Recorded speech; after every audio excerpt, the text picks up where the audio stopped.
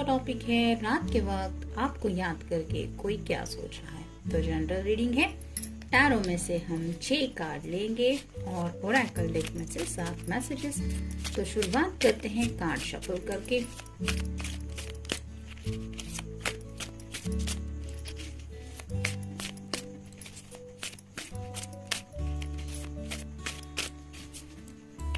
एक, 2, 3, 4, 5 और ये 6। आप ओरेकल में से देखते हैं।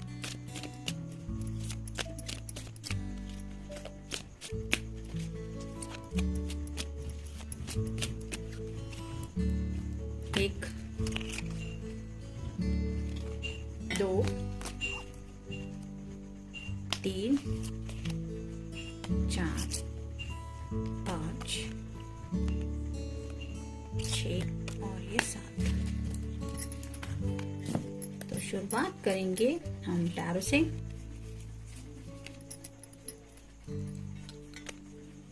पहला ही कार्ड है knight of cups. Water sign Cancer, Scorpio या फिर पाइसेस। काफी उदास है ये पर्सन। जैसे यहाँ पे आप देख सकते हैं घोड़े पे सवार है, ये हाथ में कप है, लेकिन सोच में डूबा है कि अब इस कप का मैं करूँ क्या। यानी कि शायद आपको इस पहाड़ी के उस पार इमेजिन कर रहे। रास्ता दूर का है लेकिन जाना तो है। इस प्यार के कप को सेफली आपके हाथों में दे देना है। बस तैयारी कर रहे हैं अपने सफर की। यानी कि हो सकता है आज रात को या आपको कोई कांटेक्ट करे, कॉल आ सकता है, मैसेज आ सकता है। जरूरी नहीं है कि सबके साथ ये कार्ड जाएगा, लेकिन जो पर्सन काफी ज्यादा इमोशनल हुए जा रहे हैं उनके तो बस की बात नहीं है खुद को संभाल पाना। तो अगर आपके पर्सन ज्यादा इमोशनल हो जाएंगे तो ही ये बातें पॉसिबल हैं, नहीं तो आपके बारे में वो सोचते ही रहेंगे और उन्हीं जज्बातों में खोए रहने के चांसेस ज्यादा है, जहाँ पे उन्हें लग रहा है कि उन्हें सही तरीके से अपने जज्बात आपको बता देने चाहिए या फिर आपको समझाना चाहिए हाउ ही फील्स और how she feels about you. Next है द लवर्स। जैसे यहाँ पे ये दोनों एक दूसरे के साथ है, ऊपर से एंजेलिक ब्लेसिंग मिल रही है, वैसे ही शायद आपके साथ ऐसा कुछ लम्हा वो इमेजिन कर रहे हैं जहाँ पे आप दोनों एक दूसरे के कंधे के ऊपर सिर रख के एक दूसरे के इमोशंस को समझ पाए और आप दोनों को कुछ ऐसी ब्लेसिंग्स मिले जिसकी वजह से ये जो दूरियां हैं या फिर आप दोनों भी इस रिश्ते में जो भी मुसीबतों का सामना कर रहे हैं वो मुसीबतें खत्म हो जाए बाय डिवाइन ब्लेसिंग। तो उस बारे में भी सोच रहे हैं कि हे भगवान या फिर जिनको भी आप मानते हैं उसके ऊपर भरोसा करके ये खुद को ही सवाल पूछ रहे हैं कि मेरी पर्सन की और मेरे प्रॉब्लम्स न जाने कब खत्म होंगे, कब हम दोनों साथ में आएंगे। फिर है queen of cups. Water sign Cancer, Scorpio या फिर पाइसेस। पहला भी कार्ड वाटर साइन का था, यहाँ पे भी वाटर साइन है। तो उन्हें भी पता है कि अगर आप कोई फीमेल पर्सन है तो आप भी उनको काफी ज्यादा मिस कर रही है। आपके दिल में भी काफी ज्यादा जज्बात है। जैसे यहाँ पे भी इस कप में इस पर्सन के हाथ में एक कप है, वैसे यहाँ पे क्वीन के हाथ में भी कप है। तो उन्हें भी पता है कि आपके दिल में भी उनको लेके काफी ज्यादा जज्बात है, लेकिन शायद आप दोनों ऐसे पर्सन हैं जो एक दूसरे को इतने ज्यादा अपने जज्बात समझा नहीं पाते। जो बातें दिल की होती है वो दिल समझ जाता है, लेकिन जुबान से शायद कुछ बातें बयान नहीं हो पाती, जिसकी वजह से दिल के इमोशंस दिल तक ही रह जाते हैं। ऐसी हालत में आप दोनों भी हैं, यानी कि you both miss each other a lot. फिर है queen of pentacles, earth sign, Taurus, Virgo या फिर कैप्रिकॉर्न। जैसे यहाँ पे पेंटिकल के ऊपर एक स्टार साइन बना हुआ है, वैसे ही विश को रिप्रेजेंट करता है ये पेंटिकल। तो आपके दिल की चाहत क्या हो सकती है इसके बारे में सोच रहे हैं। यानी कि जब भी ये आपको मिलेंगे तो आप उनके साथ किस तरह से वक्त बिताना चाहेंगे या फिर आपका फेवरेट फूड कैसा होगा, आपको खुश रखने के लिए इनको क्या करना चाहिए। इस तरह की कुछ सपनों की दुनिया में भी इस वक्त ये खोए हुए हैं।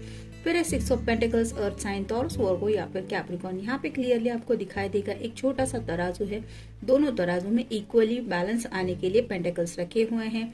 यहाँ पे छोटे बच्चे हैं, ये पर्सन उनको कुछ देने की कोशिश कर रहा है और ये खुश भी है।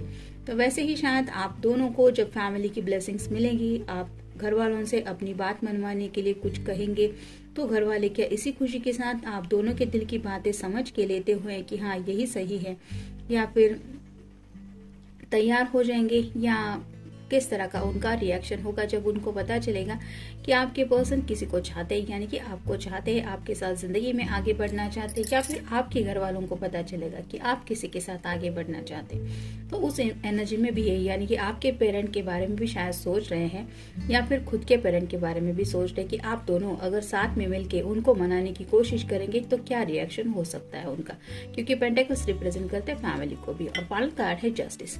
जैसे यहाँ पे भी एक तराजू है, यहाँ पे भी तराजू आया था, यहाँ पे भी आया है, तो 2 बार तराजू आया है, यानी कि ये पर्सन इस रिश्ते में बैलेंस चाहते हैं। लिब्रा का साइन है, एक क्लियर कम्युनिकेशन करना चाहते हैं, आपके साथ भी क्लियरली कुछ बातें करना चाहते हैं, और साथ ही साथ आपकी फैमिली वालों से भी हो सकता है, या फिर अपनी फैमिली से भी कुछ बातें साफ साफ करने के बारे में सोच रहे हैं रिगार्डिंग हिज और हर फीलिंग्स।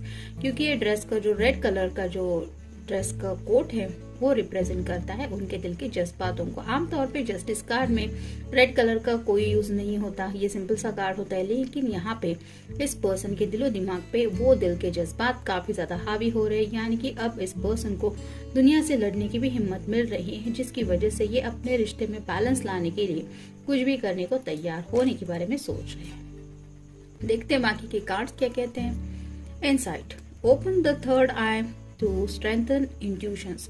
तो कुछ इंट्यूशंस उन्हें शायद मिल रहे हैं, यानी कि कुछ एहसास हो रहा है रिगार्डिंग फ्यूचर हो सकता है, और उन्हीं बातों के बारे में ये सोच रहे हैं। काफी ज्यादा सोचने की वजह से जैसे यहाँ पे थर्ड आई ओपनिंग की भी बात की जा रही है, तो कुछ बातें जो शायद इनको अब तक समझ में इतनी ज्यादा नहीं आ रही थी, ऊपरी तौर पे इन्होंने शायद इतना डीपली सोचा नहीं था, उन बातों के बारे में काफी ज्यादा सीरियसली सोच रहे हैं, और जिसकी वजह से काफी ज्यादा डीप थिंकिंग चल रही है, खोए खोए से है। फिर है sun, the golden energy of the sun brings fame and fortune. तो उन्हें ऐसा लगता है कि जैसे जहाँ पे सूरज की रोशनी पड़ती है वहां पे अंधेरे का कोई काम नहीं होता, और एक नया सवेरा एक अच्छा फॉर्चून लेके आता है सबकी जिंदगी में, ऐसा हम सोचते हैं।